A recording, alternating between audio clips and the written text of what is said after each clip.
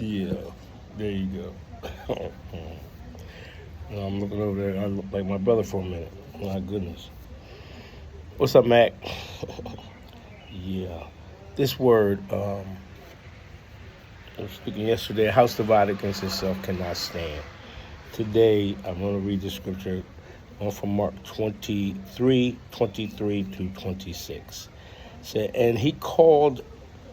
to them, and he called them unto him and said unto them in parables, how can Satan cast out Satan?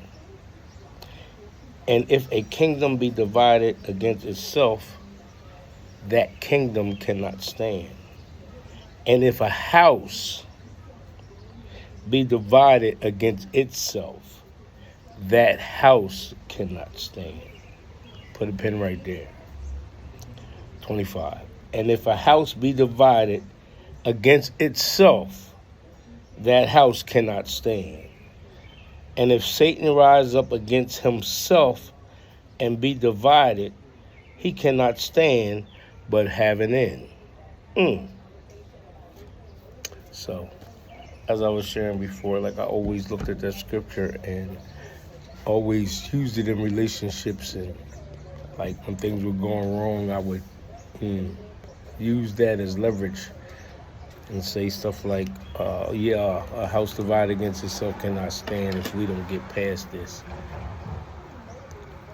we're going to have problems. And normally we did have problems. But it came into my mind yesterday, and just came into my mind. I believe the Spirit brought it there. And I was thinking about it, but it hit me differently this time. And the house divided was me divided against myself, and not, how he say, doing the things that I'm supposed to be doing. Wanting to do the things, but not doing them. And just come on and say, like, we have to really want to do the right thing. And you're going to make mistakes, but it's like, you just got to get back up and keep on going.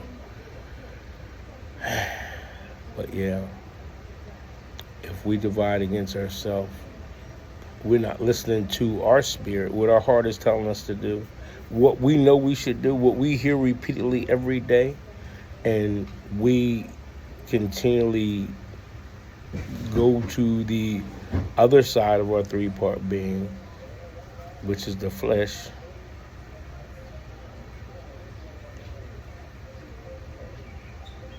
We continue to make mistakes, but when we focus on the things that we should focus on and move in that direction, it's harder for us to look back or to go to those things that limit our purpose and limit our power.